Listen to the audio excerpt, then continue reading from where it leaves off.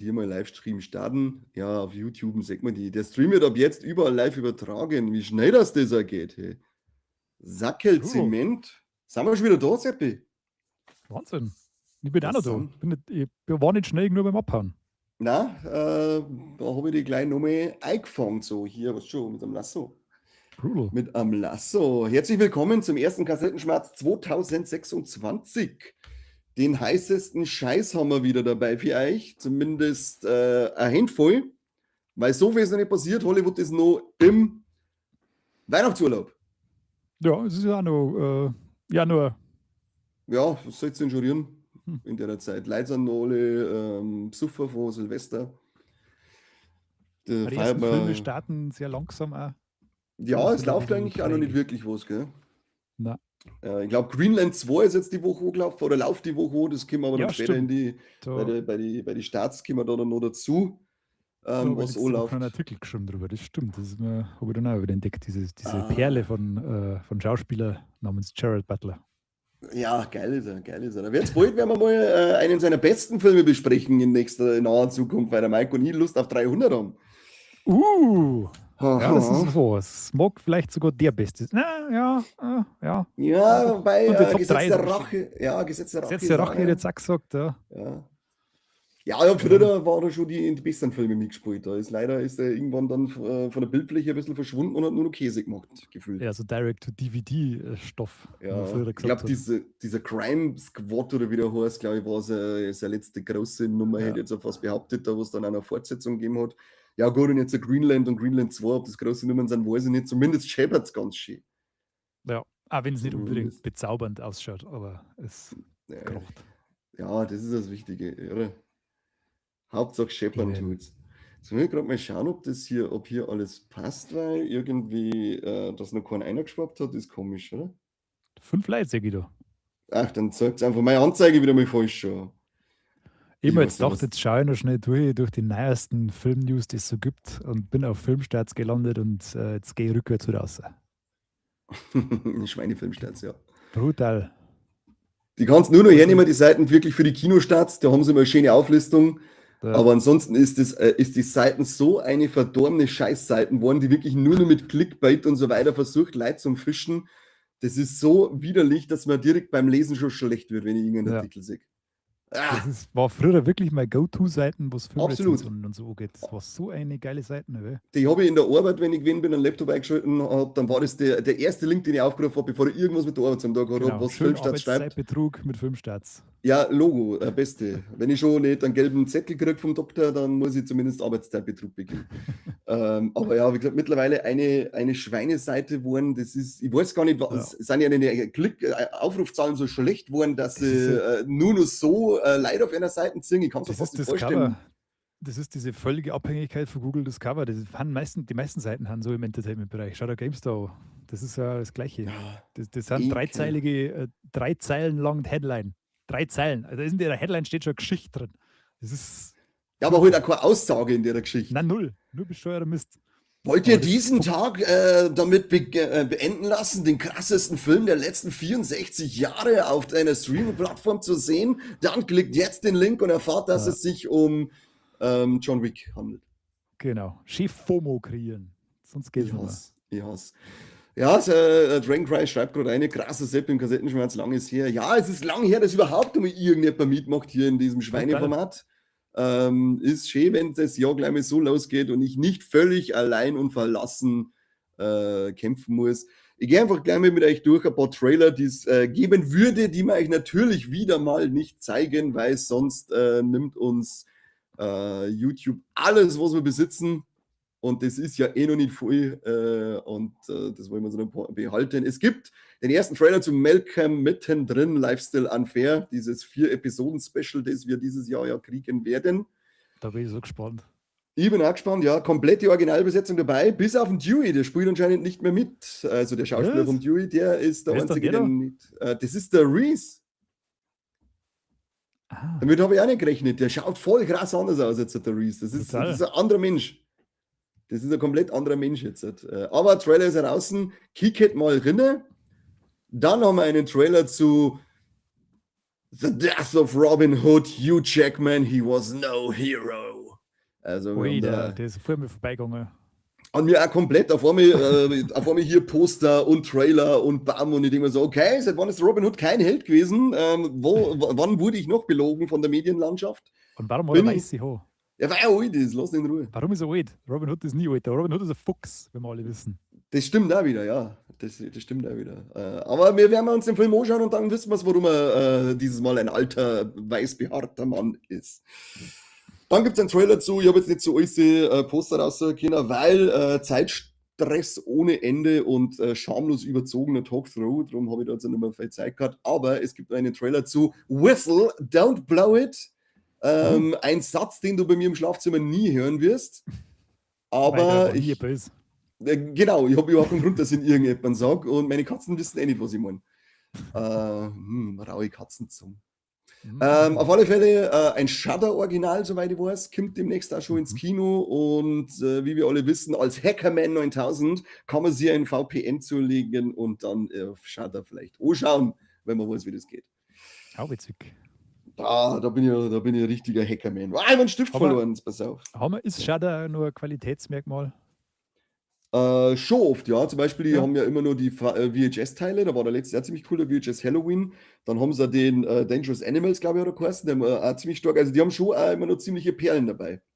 Okay. Ich habe mir das mal kurzzeitig gegönnt und werde es mir auf alle Fälle wieder holen, weil da einiges drin ist zum Schauen und auch ziemlich viele alte Sachen, die es bei uns so gar nicht kennst, sind da drinnen. Also, da kann man einiges an Bildungslücken erschließen. So, was haben wir noch? Trailer zu der, was möchtest du sagen, ja? HBO ist schon gestartet, oder? HBO Max? Ich glaube am 13. Januar, wenn ich das richtig im Kopf habe. Ich bin mir aber nicht ganz sicher. Kann sein, dass es ja... Dann schmeißen wir da anders mit drüber. Dann gibt es einen Trailer zu The Beauty, die Ryan Murphy produzierte neue Serie mit coole Poster und so weiter. Also, und wo Ryan Murphy draufsteht, wissen wir ja, dass es in der Regel sehr, sehr gut ist. Außer man übernimmt sie ein bisschen, wie zum Beispiel mit Ed Gein Story und möchte dann noch irgendwie großartig welche Geschichten dazu erfinden. Aber es ist ein anderes Thema. Netflix haut einen Trailer raus zu Peaky Blinders, The Immortal Man, den filmischen Abschluss der Peaky Blinders-Reihe. Hast du da alle durchgeschaut? Nein, die letzte Staffel habe ich nicht gesehen, aber ich werde wahrscheinlich da nochmal einen kompletten Rewatch starten, bevor ich mir dann den Film reinziehe. Da habe ich, also weil ich fand das überragend gut. Also das war der damals auch, aber ich habe glaube Cillian Murphy ist so geil. Oder so gesehen. Also nein, ich glaube 6 Staffeln meine ich gibt es und 5 habe ich gesehen, genau. Ich habe mit der 6. zwar mal angefangen, aber dann vergessen zum Weiterschauen vor lauter, was weiß ich. Ist das dann ist der Film als Abschluss gedacht, oder? Ich glaube schon, ja. Für diese Geschichte als Abschluss und dann, was du fleißiger Kassettenschmerzhörer, das ist Wissen, du Dreckschwein, wird es eine Spin-off-Serie geben, die einige Zeit später spielt mit einer neuen Gruppierung. Ah, okay. Schau doch gefälligst einen Kassettenschmerz. Ich schaue mir da immer an, ich habe nur einen Ton immer aus. Ah, so. Da gibt noch einen Trailer zu Apex. Das, ich glaube, Charlize Theron spielt damit, wird ein Netflix-Film, schaut auch wild aus, da solltet ihr jetzt mal reinschauen. Und zur nächsten MCU-Serie namens Wonder Man, einen Helden, den ich absolut nicht kenne und keine Ahnung habe, was der überhaupt kann und was der überhaupt macht und was der überhaupt möchte. Aber die Serie kommt schon, ich glaube, am 27. Januar läuft die dann auch bei uns auf Disney+. Also kann man da schon mal Rinne kicken, würde ich sagen, und schauen, was der Wonder Man denn überhaupt so treibt, weil, wie gesagt, ich habe keinen blassen Dunst. Ich kenne ihn aber nicht. Ich habe den Namen zwar schon mal gelesen, aber in keinerlei Comics oder sonst irgendwie Berührungen mit der Figur gehabt. Was ich jetzt im Trailer gesehen habe, ist Wonder Man anscheinend eine alte Serie, die neu verfilmt werden soll und die Hauptfigur, ich weiß jetzt den Namen nicht von ihm, möchte unbedingt dafür gecastet werden. Und dann spielt der Ding mit, der Ben Kingsley, der ja damals ein Mandarin, oder Mandarin heißt er, oder? Ja. Vermeintlich gespielt hat, der ist da jetzt auch wieder dabei, weil, wie sie dann rausgestellt hat, ist er ja Schauspieler gewesen. Also den sehen wir auf alle Fälle wieder. Spoiler-Alarm, hallo. Es war ein Trailer, du Fotze. Und man sagt halt dann die Hauptfigur mal so da sitzen mit der Hand und dann fängt der Tisch an zum Vibrieren, wo sein Hand liegt. Aber keine Ahnung, ob er dann Erdbebenkräfte hat oder so. Frag mich nicht. Drei traurige Neuigkeiten haben wir auch noch dabei. Denn da habe ich noch geschafft, dass ich Beutel herrichte. Für das habe ich noch Zeit gehabt. Ja? dann mag ich nicht mehr. Waren es überhaupt 3 Nachrichten? Ne? Ich glaub, jetzt pass auf alle Fälle mal die Legende von Aang, der Last Airbender, der Film kommt nicht ins Kino, sondern wird eine Direct-to-Paramount Plus Veröffentlichung sein. Weißt du, was traurig ist? Mein einziger Du? Berührungspunkt mit diesem Franchise ist der M. Night Shyamalan-Film. Das ist echt schlimm. Ja, das war. Das ist echt Da schlimm. hat keiner Spaß gehabt. Weder ihn oder Fernseher noch Kino-TO. Ich glaube nicht mehr, der Shyamalan hat da Spaß gehabt. Nein. Weil die Trickserie ist wirklich sehr gut. Ich finde, das ist eine super Serie gewesen mit einer coolen Geschichte, coole Figuren.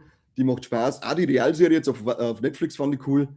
Und ja, schon, da gibt es noch eine Fortsetzung, die aber, ich glaube, 100 Jahre später oder so spielt, mit einer weiblichen Protagonistin. Oh mein gosh. Da weiß ich jetzt aber ihren Namen nochmal. Die war aber auch gut und ich finde es schade, dass das nicht ins Kino kommt. Also, aber das finde ich immer schade, wenn es nicht ins Kino kommt, weil in dubio pro sine moi, da ich sagen. Ja, das ist sehr gut vorbei, das mit der Kinoauswertung, wenn es nach Netflix geht. Die sollen abhauen, die Pissbacken. Die ringen so 17 Tage Kino.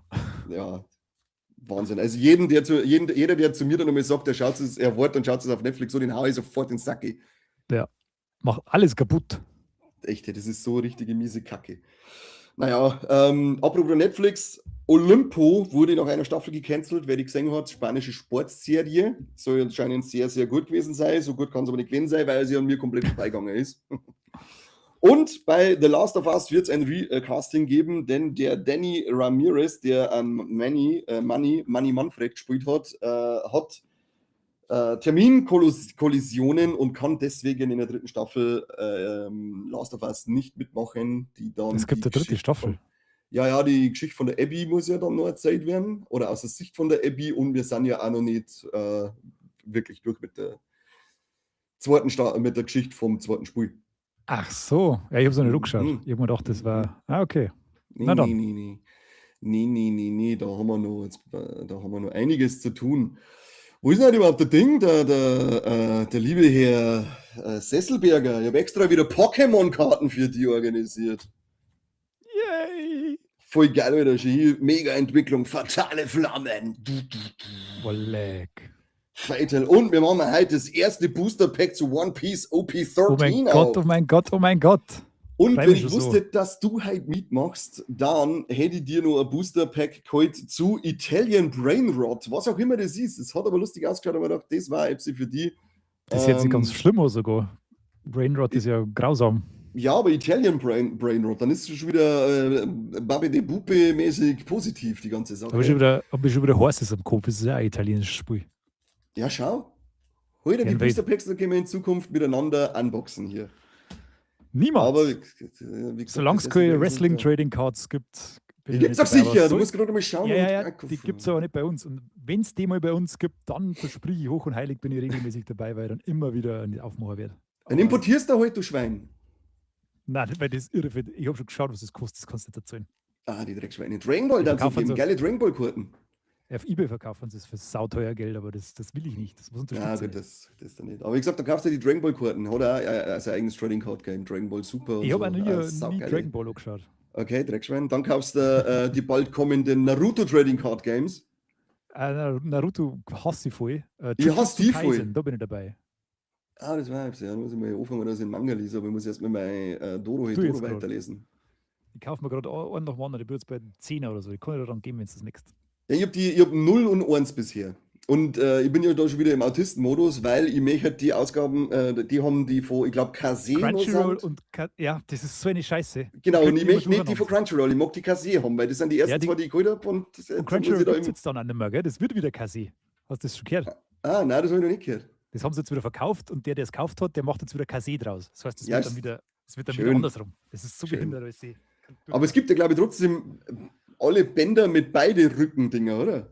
Ja, ich habe in der Buchhaltung meines Vertrauens 4 Ausgaben bestellt und was habe ich gekriegt? 2 von Kase und 2 von Crunchyroll. Also nicht einmal, wenn du da bestellst, kriegst du die gleiche Ausgabe. Also das ist leider blöd. Wenigstens haben sie das gleiche Format, ein gleich groß und so. Ja, das ist schon mal gut. Ja. Weil ich habe nämlich gesehen, bei manchen gibt es ja auch dann die Unterschiede zwischen, dass die Crunchyroll auch nur ein Einband dabei gehabt haben und so Mist, da passt dann nicht mehr zusammen. Naja, nein, das Glück habe ich jetzt noch nicht gehabt. Die haben nur so eine Ausklappseite haben sie halt dabei, so farbige, aber das haben sie beide. Okay. Da übrigens noch ein Poster zu einem Film, der Undertone It Wants to Be Heard. A24-Produktion ist heute frisch, glaube oder gestern frisch veröffentlicht worden, dieses Poster. Sollte man sich wieder aufschreiben, weil ihr wisst ja, wir sind riesige A24-Fans und feiern so ziemlich alles, was die machen. Drum, schreibt sich Undertone auf. Habt's aufgeschrieben? Ja. Passt, sehr schön. Ich habe jetzt gerade One Piece Manga durch und bin jetzt im Band 76 und Dressrosa, Alter. Ja, das ist echt Horzen, was du machst. Du hast ja erst die ganzen Doro-Sachen durchgehauen. Jetzt von One Piece sind ungefähr 1000 Ausgaben. Ja, irgendwo 100 sowieso sind wir. Und ich glaube, ich habe 7 Bände. Ich wollte letztes Mal wollte ich Manga shoppen gehen.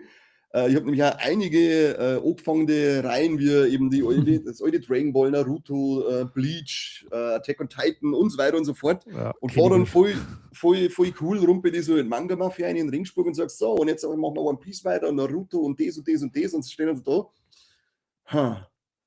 Bis zu welchem Band habe ich denn die jeweilige Reihe eigentlich? Und das Ende von dem Lied war, dass ich nicht einen einzigen Manga gekauft habe, weil nicht bei keiner einzigen Reihe habe ich gewusst, bei welchem Band ich gerade bin. Habe ich gar nichts gekauft.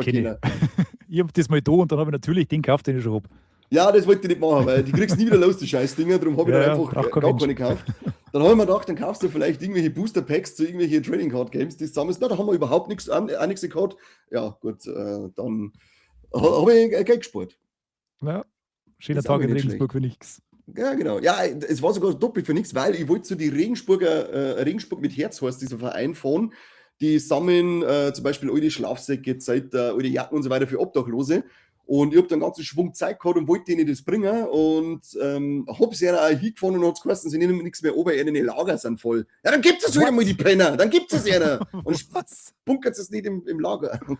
Nein, natürlich mag ich das nicht unterstellen, aber es war halt dann so doppelt für nichts, weil ich bin wegen dieser Spende hingefahren, die sie dann nicht mehr angenommen haben, weil sie schon voll sind, wegen Manga-Kaufe hingefahren, wo ich dann keine gekauft habe, weil ich nicht gewusst habe, welche das war abgängend und so ein nice-to-have-Viben Booster-Packs kaufen gewesen, aber da gab es halt dann einfach nichts Gescheites und beim Müller hat es auch nichts gegeben und dann bin ich heimgefahren und hab mich geritzt. Wahnsinn. Bitte.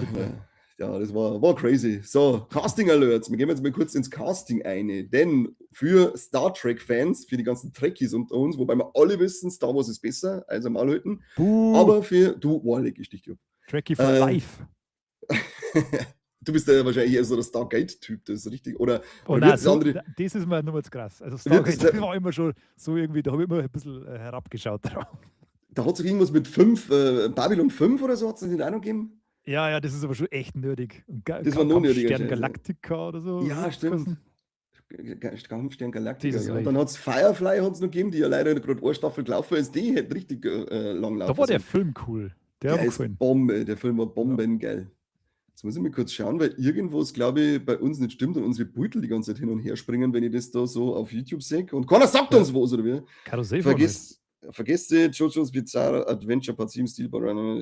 Ja, genau, der kommt auch. Und den habe ich, glaube ich, im letzten Kassettenschmerz schon gesagt. So, zurück zu den Castings. Staffel 5 von Star Trek Strange New World hat jetzt einen Thomas Jane gecastet, den man ja kennt als unseren Oldschool Punisher. Und da kann ich gerade mal die Empfehlung aussprechen. Schaut euch auf YouTube den Kurzfilm Dirty Laundry oder Doing Dirty Laundry oder so mit dem Punisher an. Das ist eine Fanproduktion, sage ich jetzt einfach mal, mit dem Thomas Jane nur mehr als Punisher. Und da darf er der Punisher sein. Da geht es richtig ab. Das ist richtig geil. Der ist super, ja. Das war echt brutal, das Ding. Dann eine noch nicht offizielle Casting-News, aber sehr interessante Casting-News, wie ich finde, ist nämlich der Sebastian Stan, den man ja kennt als Winter Soldier unter anderem im MCU, ist im Gespräch, dass er The Batman Part 2 joint, um einen Anglizismus einbaut zu haben. Da bin ich mal gespannt. Es ist noch nichts bekannt, wo er spielen soll oder sonst etwas. Es ist ja noch nicht offiziell bekannt, aber heute schon große Seiten wie Collider berichten darüber, dass der im Gespräch ist. Aha. Das war ja eine schöne Addition. Das tat ich auch sagen. Der Never Raven schreibt Firefly Beste, da hast du recht, ja. Der Nathan Fillion, da bin ich auf ihm gekommen und das ist, glaube ich, die geilste Rolle, die jemals gehabt hat. Also da kannte man eigentlich bei jedem Kommentar, den der in dieser Serie und in diesem Film ablässt, kannte man in die Hosen scheißen mit dem geilen Laufen. Dann haben wir ja die Prime-Serie mit der Sophie Turner zu Tomb Raider, haben wir halt schon geschwatzt im Talk drüber, kriegt ja auch eine Serie auf Amazon Prime. Da ist jetzt die Sigourney Weaver und Jason Isaac in Schlüsselrollen gecastet worden. Und Jason Isaac habe ich das letzte Mal schon gesagt, die kann er aber noch mehr her tun. Und Sigourney Weaver, glaube ich, muss ich nicht her, die sollte jeder kennen, oder? Was meinst du, soll Sigourney Weaver dann auch her sagen? Die kennt man. Schon, oder?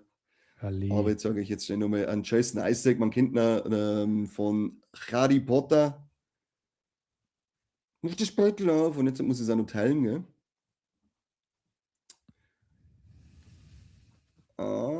Bumm. Jetzt müssen wir es noch sehen. Da schaut's noch.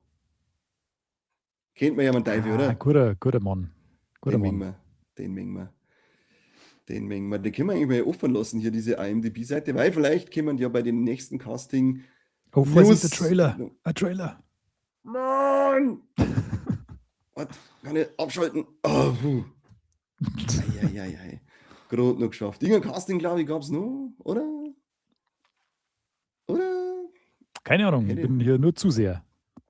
Er ist wieder nur Zuseher. Nein, das war's sogar mit Casting-Neuigkeiten. Mehr da gibt's nicht. Was aber an tolle Neuigkeiten für euch noch gibt, sind ein paar Verlängerungen an Serien. Unter anderem einmal mit dem Jeremy Renner, die Major of Kingstown auf Paramount Plus ist für eine Finale und 5. Staffel verlängert worden. Habe ich gar nichts gesehen wieder gut? Ich glaube wieder besser, ja. Der war doch quasi komplett kaputt. Den hat sauber erwischt gehabt, ja, aber der hat sich wieder sauber zurückgekämpft, soweit ich das mitgekriegt habe vorher. Dann haben wir Emily in Paris, ist für eine 6. Staffel verlängert worden. Hast du da jemals eine Folge gesehen? Nein, aber ich wollte mir das schon mal anschauen, weil ich finde Paris als Stadt ziemlich cool und so und oft haben das als Location, aber es ist recht schön zum Schauen. Wir fliegen da auch wieder hier jetzt dann. Aber ich habe tatsächlich auch noch nichts gesehen. Aber das habe ich mir gedacht, kann man sich vielleicht einmal ausprobieren. Ich habe es auch schon länger auf dem Schirm, weil die ja auch immer sehr gehypt wird und als sehr, sehr toll dargestellt wird. Michelle Bernard ist da und schickt so ein Peacefinger. Chat eine. Dann, Grüße gehen raus. Big News announced after today's Season 3. Final of One Punch Man Season 3 is receiving a second sowieso. Was ich damit sagen möchte, es heißt, dass es einen zweiten Teil gibt für One Punch Man Staffel 3 und dass da scheinbar der Regisseur vor der ersten Staffel wieder zurückkommen soll. Da haben sie ja ziemlich gewütet, gell?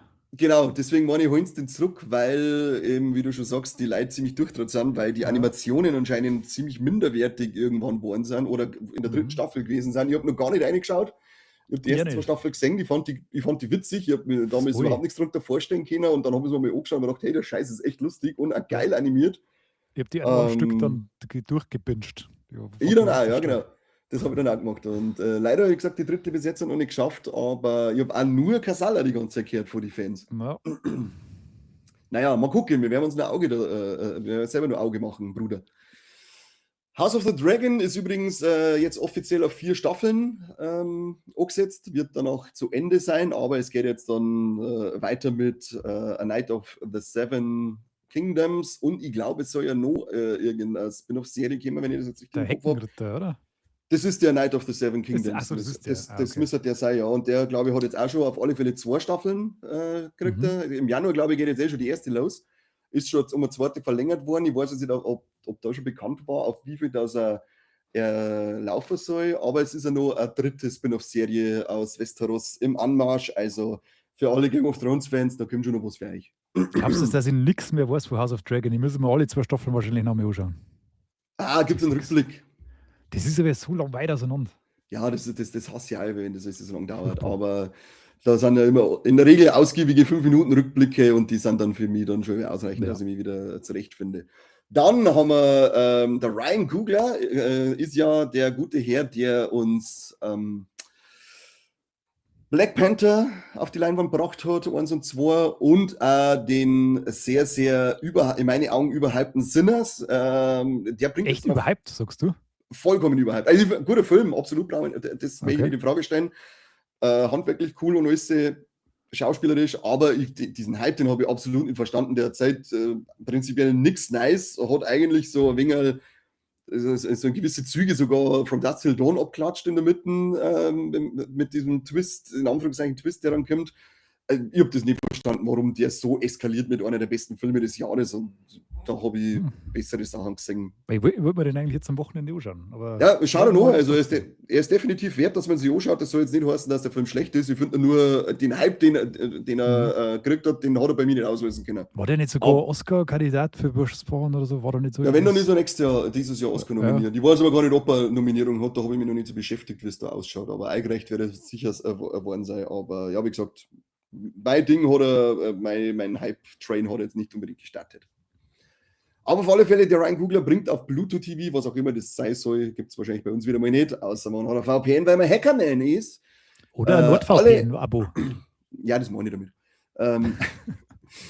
Bringt jetzt dann auf Bluetooth TV alle 11 Staffeln von Akte X, aber was wichtiger ist, er macht ein Reboot zu Akte X. Da bin ich schon sehr, sehr gespannt, weil sie wollen auf alle Fälle so den Stil beibehalten wie bei dem alten, zwar mit diesem Monster der Woche und diesen roten Faden oben drüber mit der ganzen Verschwörungsgeschichte. Okay. Es ist noch nicht recht viel mehr dazu bekannt, nur dass er eben jetzt da dran sitzt und arbeitet, bin ich gespannt, weil er ist ja trotzdem, auch wenn man jetzt vielleicht mit Black Panther nichts anfangen kann oder eben wie bei mir sind, das nicht diesen Hype auslöst, wie bei anderen, aber es steht trotzdem außer Frage, dass er unglaublich guter Regisseur ist und sein Handwerk richtig gut beherrscht. Deswegen bin ich da schon gespannt, was er uns mit Akte X dann servieren wird, der gute Herr. Herr. Was haben wir noch? Wir haben vor Zeit erst, jetzt am Samstag haben wir einen Kassettenabend bei mir gemacht und haben uns Return of the Living Dead wieder mal angeschaut. Einer der geilsten Zombie-Filme, die es überhaupt gibt. Und nach 20 Jahren Pause gibt es jetzt bald wieder einen neuen Teil. Und zwar im November 2026 soll es ein neues Sequel zu Return of the Living Dead geben. Ja. Und zudem auch ein Spiel soll rauskommen. Die wollen das Return of the Living Dead Universum jetzt ein bisschen ausbauen. Mal schauen, was das wird. Vor allem spieletechnisch kann ich mir überhaupt nichts darunter vorstellen. Jetzt Schiss-Spray heute wahrscheinlich. Wahrscheinlich, ich hoffe, dass man doch vielleicht ein bisschen eigene Wege geht. Und wenn dann halt auch eher so gut, wenn man den Humor einbaut von die ersten 2, 3 Teile, dann hätte man da schon ein bisschen seine eigene Schiene, weil Return of the Living Dead ist ja eher so der Spaß-Zombie-Film unter diese 80er-Zombies-Blättereien gewesen. Und ich kann es nur empfehlen, vor allem die ersten 3 Teile sind Weltklasse. Schauen wir immer wieder gern an. Diese Teufeln. Was ist denn die Woche eigentlich so? Was laufen die Woche eigentlich im Streaming an? Hast du irgendwas auf dem Schirm? Ja, irgendeine Serie muss ich mir anschauen. Für die Arbeit. Jetzt warte mal schnell. Erbert heißt das, Erbert. Für die Erbert. Das war jetzt das gleich wieder. Ich habe überhaupt nichts auf dem Schirm, was die Woche im Streaming anläuft. Ich will nicht auf meinen Plan schauen. Red mal weiter. Es gibt übrigens auch keine gescheite Seiten, wo man reinschauen kann, um zu sehen, wo es läuft diese Woche alles im Streaming an. Wenn dann immer nur bis zu dem heutigen Tag kann man es schauen. Da habe ich mir immer so Schweineseiten. Ich habe so Medienzugriff, ich kann das schon sagen, aber ich tue es nicht. Ich das nicht. Du tust das nicht, du Penner. Jetzt auf His and Hers muss ich mir komplett anschauen. Das läuft, fängt am Donnerstag oder Freitag an. His and Hers? Ja. Sagt mal ja nicht. Und dann kommt noch Free Bird.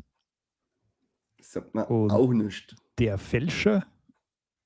Der Fälscher, ist das nicht eine Buchverfilmung oder sowas? Ich muss irgendwas zu einer wahren Geschichte schreiben. Also, Schatze, ist das irgendwie so eine Doku-Geschichte? Mhm. Und, was ist das? Finding Her Edge. Mhm. Ich kenne es auch nicht. Sag mal alles nichts. Ich habe jetzt auch noch mal kurz nebenbei ein wenig geschaut. Ich finde aber auch nichts, was für Neuheiten kämen. Pass auf, ich kann mir schnell reinschauen da. Sie sagen jetzt schon zum Beispiel Predator Badlands aber das sind halt dann, das ist halt dann zum Ausleihen und zum Zahlen. Das interessiert natürlich keine Sau, ihr Pimmel. Das sind dann wieder nur Charts und so. Aber wie gesagt, ich habe noch keine Seite gefunden, in der man ordentlich schauen kann, was so jetzt wie Kinostarts der Woche. Da, ich konnte die ganzen Netflix-Starts vom Januar alle nacheinander überlesen. Ich mache nicht alle. Ist irgendwas Gescheites dabei, was du sagst, das rentiert sich zu erwähnen. Das ist aber schwierig bei Netflix-Sachen, weil das ist ja meistens nur Dreck. Also, was soll man jetzt ja, sagen? Aber wenn es jetzt zum Beispiel so etwas war wie die zweite Staffel One Piece, dann weißt du, ja, das muss ich erwähnen. Die zweite Staffel WWE Unreal startet am 20. Januar. Da wird quasi hinter die Kulissen geschaut, wie WrestleMania letztes Jahr entstanden ist. Das ist eine super Serie. Wenn man die erste Staffel angeschaut, schaut euch das so, Wrestling, wie es tatsächlich gemacht wird. Das ist echt stark. Sau interessant. Das kann ich auf alle Fälle empfehlen. Und dann noch, was haben wir da noch? Ja, das Hiss and Hers, das ist so eine Thriller-Serie. Dann haben wir My Korean Boyfriend. Machos Alpha. Das ist ja nur Mist. Ja, und Ding Love Through a Prism ist ein Anime. Ja, The Rip.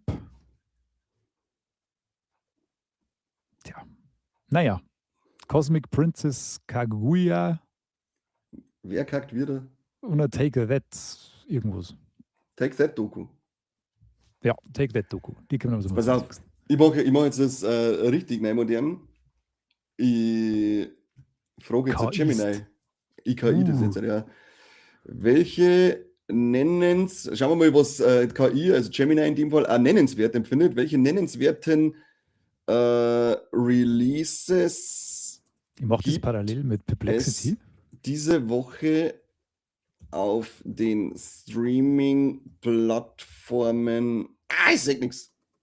Das wird das kleine Beutel im Beutel-Scheiß hier. Gibt es hier auf den Streaming-Plattformen Netflix, Amazon Prime, Disney Plus natürlich. Disney Plus. Paramount Plus ist auch wichtig mittlerweile. Paramount Plus, was haben wir noch? Wow. Ich habe auch gängige Plattformen geschrieben. Nein, nein, kennen sie nicht aus. Kennen sie quasi auch nicht aus. Was haben wir noch für gängige Plattformen? Apple TV. Wobei da gefühlt nie wo es kommt. Das ist wo. Die bringen im Jo. So. Ja, genau. In dieser Woche KW2, beginnen am Montag, den 5. Januar, Netflix. Steht im Moment Zeichen von Reality-Experimenten. Also schon wobei Staffel 2 von Love is Blind Germany am 8.1. Das werde ich mir gönnen und werde wieder geil umeinander lästern. Ich bin leider total in einem Rabbit Hole, was Reality-Serien angeht. Ich glaube, ich habe jetzt mittlerweile alles gesehen, was Join und RTL Plus zu bieten hat. Ich kann jetzt nicht auf Netflix auch noch anfangen. Ja, aber Love is Blind, das ist schon, also die erste Staffel, das ist, also wow. Wow. Ich muss ganz ehrlich sagen, zuerst habe ich das ja nur so mitgemacht und mittlerweile finde ich das tatsächlich geil, weil es gibt schon richtig gestörte Formate mittlerweile. Wo haben wir mir eigentlich gelernt? Was soll das eigentlich? Ja, es ist ein moderner Gladiatorenkampf, sage ich. Ja, voll. Das ist ein moderner Gladiatorenkampf. Da entspinnt sich ja schon so eine Art Connected Universe mittlerweile. Du kannst dir das dann auf Instagram weiterverfolgen, wie es dann untereinander weitergeht und so. Ist schon sehr interessant. Sehr interessant. Da hast jetzt kriege ich einen Anruf, jetzt muss ich in den Kich. Gehst du jetzt zum Kochen, oder? Dann mache ich allein weiter hier. Er macht das noch schnell, das mit Gemini, das mag ich auch noch schnell hören. 5 Minuten. Ja, was Amazon Prime sagt die zweite Staffel von Beast Games, wobei da möchte ich eigentlich gar nicht erwähnen, weil jetzt mir schon einen Schlaganfall kriege, wenn ich das dämliche Grinsen von dem Typen sehe. Das möchte ich in Saudi-Arabien, oder? Mit seiner Beast-Show. Kotzt mich voll, oder der Typ, den möchte ich sofort sein dämliches Grinsen aus dem Gesicht wischen, weil mich der so nervt. The Night Manager Staffel 2, die soll ja auch sehr gut gewesen sein. Ich glaube, das ist mit Tom Hiddleston. Die ist super gewesen, aber die ist ja schon 10 Jahre alt oder 11. Keine Ahnung. Auf alle Fälle kommt da jetzt Staffel 2. Disney Plus hat nichts Gescheites dabei, Paramount Plus und Wow. Megan 2.0 läuft jetzt dann auf Wow. Endlich. Den werden wir gönnen, du. Ja, den kannst du schon anschauen, der war ganz witzig. Ja, denken wir schon. War der unser. Ja, Rookie Staffel 8, ansonsten leider wieder keine nennenswerten Streaming-Charts dieser Woche, aber eigentlich sollten wir ja alle damit beschäftigt sein, dass wir uns Stranger Things Staffel 5, 48 mal durchschauen. Genau. Ich halt einfach alle. Oder so, ja. Ich hätte auch Bock auf einen Rewatch. Animes gingen dafür diese Woche noch ein paar Sachen weiter am 5. Januar. Also seit der Woche haben wir die zweite Staffel von My Hero Academia Vigilantes. Jujutsu Kaisen Staffel 3 läuft ab morgen. Geil. Dritte Staffel Fire Force läuft. Das kennt keiner. Trigun Stargaze läuft jetzt dann auch, weil da habe ich auch schon richtig Bock drauf, die zweite Staffel, weil die erste war auch Bombe. Hat die erste Staffel oder einen der geilsten Intro-Songs, da muss ich immer mitschnipsen. Hell's Paradise Staffel 2 läuft auch, fetter Rhyme. Und das war's. Das war's mit den Streaming-Charts. Ja, ist gut. Dann klinge ich mir jetzt aus, gehe ich und zaubere ein wunderbares 3-Gänge-Menü für meine liebe Ehefrau und ja. Muss also quasi wieder zurück in die Wohltäterin und Förderin und Gönnerin und am Leben Erhalterin. Ja, genau. Ich mache weiter mit den Kinostarts der Woche, dann die Streaming-Charts und dann gibt es noch Gangster-Unboxing und dann ist es für heute gewesen. Also Leute, macht es gut. Dir noch viel Spaß beim Sauernausbocker, die nur du allein sehen möchtest. Aber hey, jeder wird es mag. Alle. Also, hau ab jetzt. In den Chat. Jetzt, Potatoes brauchen wir Kartoffeln. Zack. Jetzt. So machen wir das. Fein. Ciao, sehen.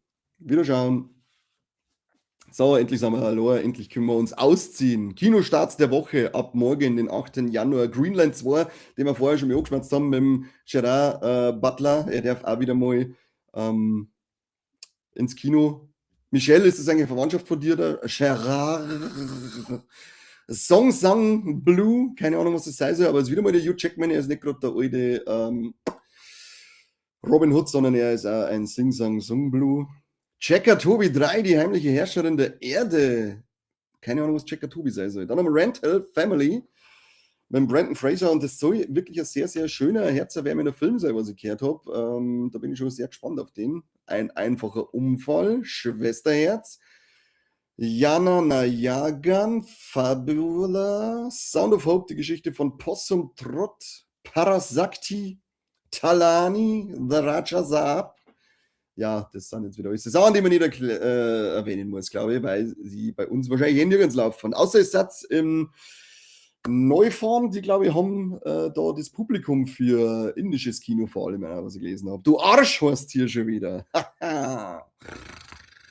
So, Streaming-Charts der Woche vom 26. Dezember bis zum 1. Januar. Auf Platz 10 ist Paramount Plus mit der ersten Staffel Landman. Dann haben wir Netflix auf Platz 9 mit The Beast in Me, Staffel 1. Auf Platz 8 ist wieder Netflix mit der ersten Staffel Stranger Things. Die Leute sind immer noch fett am Rewatchen. Auf Platz 7 ist dann Prime mit der zweiten Staffel Fallout. Bin ich auch schon drin, macht wieder sehr viel Spaß. Platz 6 Netflix, vierte Staffel Stranger Things. Platz 5 HBO Max mit der ersten Staffel The Pit. Was eigentlich hingebracht, dass es jetzt schon bei uns gibt, der Seppi und ich, glaube ich, haben am Anfang mal spekuliert, ich hätte gemeint am 13. Januar erst, ich weiß es aber nicht mehr. Dann haben wir Emily in Paris, die 5. Staffel auf Netflix auf Platz 4. Und jetzt gehen wir zu den Top 3. Auf Platz 3 ist Peacock mit der ersten Staffel The Copenhagen Test. Auf Platz 2 Paramount Plus mit Landman Staffel 2 und wieder allen Erwartens ist Stranger Things, die 5. Staffel auf Platz 1 und das ist ja ganz klar. Wer hat es denn schon angeschaut? Wer ist denn schon durch mit Stranger Things? Ich habe es jetzt gestern oder vorgestern durchgeschaut und ja, mein Herz schmerzt schon ein wenig, muss ich sagen, dass diese tolle Serie jetzt vorbei sein soll. Ich kann jahrelang weiterschauen. Aber seid zufrieden mit dem Finale? Wie schaut es da aus? Ich muss sagen, ich bin nicht voll überwältigt. Das hat irgendwie so das Mindblower, der ist ausgeblieben, aber es war trotzdem ein sehr versöhnliches, schönes Ende, da jetzt mal sagen. Ich bin durch, war okay, sagt er. So, dabei mache ich hier mal ein Päckle auf und wir dann jetzt wieder cool Karten unboxen. Nämlich erste, Entschuldigung, OP13 Box von One Piece Trading Card Game. Ich bin auch fertig mit Stranger Things, ich bin voll deiner Meinung. Das ist schön, denn dafür sind wir da, um euch Meinungen vorzugeben, ja nicht selber nachdenken. Gyokyo haben wir als erstes, eine Charakterkarte. Dann haben wir die Hera. Dann haben wir eine Stage Windmill Village. Nochmal einen Charakter, und zwar den Gordon. Gordono. Charakter Haruta. Dann eine Eventkarte, Go All the Way to the Top. One Piece, müssen wir jetzt mal weiterschauen. Character, Lord of the Coast. Ich schuss aber die Finger. Gott sei Dank. Puh. Character, Nico Robin. Nochmal einen Charakter, und zwar den Hack. Hackety Wack. Check. Nochmal Charakter, Nefeltari Cobra. Jetzt wird hier geschillert. Jetzt haben wir erstmal eine Character Card und zwar den Shanks. Schiller. Und nochmal Schiller-Karte Silver Rayleigh. Vielleicht ist mir irgendwann nicht davor, diese V2-Karte, die dann einmal ein wenig wertvoller war. Aber ich glaube es nicht. Aber wir beschweren uns jetzt auch noch nicht zu stark, weil es ist unser erstes Unboxing von den OP13-Karten, Booster-Karten. Und jetzt, aber der heute scheinbar nicht da ist, der Sesselberger, der liebe Sesselberger, gibt es natürlich auch noch ein Pokémon Booster Pack für ihn. Nur für ihn. Das mache ich aus völliger Nächstenliebe. Ich selber das niemals so. Dafür bin ich viel zu erwachsen, viel zu reif, viel zu männlich, um mir Pokémon Booster Karten zum Unboxen zu kaufen. Da schaut meine Katze, die übrigens da neben mir liegt. Oscar. Kann man da schon. So, jetzt pass mal auf, ich habe das immer noch nicht kapiert, wie die das eigentlich immer machen. Die dann ja, was denn die? Irgendwie eine Ferien und hintere 8 drauf geschissen. Haspiror, herumrennen und tritt in die Eier. Dann haben wir einen Flampignon, macht einen Brandball. Bitte nicht auf Kälte wägen. Hokomil, Diebeskuss, schaut aus wie Handschuhe. Komische, also sie haben wirklich irgendwann komische Designs gekriegt, diese Viecher. Mirabla mit Samenbomben. Das ist wie eine Wasserbombe und den Rest könnt ihr euch dann selber zusammendenken, wie man das dann macht. Vipitis, begeisterte Kraft und pechschwarze Fänge. Lextremo, Fußkick und springender Schuss. Piu. Reif vielleicht, körperlich, aber das war's dann auch. Ja, das ist tatsächlich wahr. Geistige Reife, die hat ausgelassen. Taumeltal. Nee, es ist ja gar kein Pokémon. Jetzt hat... So, da schaut's her. Das sind einmal die richtig coolen Karten. Da haben wir nämlich jetzt ein Haspiror. Und zwar die gleiche... oh Gott. Todesgrippe von letzter Woche, schluck ich mir dazu. Haspiror in der Schiller-Edition. Und zwar die gleiche, wie wir vorher schon gehört haben. So geht es, so geht die Sammlung gleich mit komplett. Dann haben wir jetzt hier ein Riffex mit unheilvoller Spannung und einen sanften Hieb auf den Po des Minks. Und jetzt da schaut hier ein Togetamaru mit Freunde finden und Nagen und es ist ein Full Artwork, das heißt, die kann mindestens 1,50 € wert sein, diese Karte. Denn so viel habe ich mittlerweile gelernt, diese Full Artwork Karten sind in der Regel die an Zwickel 20 wert sind und oh Gott, ich bin froh, wenn das jetzt vorbei ist, weil ich muss nur den Rest von letzter Woche außerhusten, als ich ums Überleben kämpfen habe müssen. Wirklich, ich kann es nicht vorstellen, wie krank das ich war. So krank schon.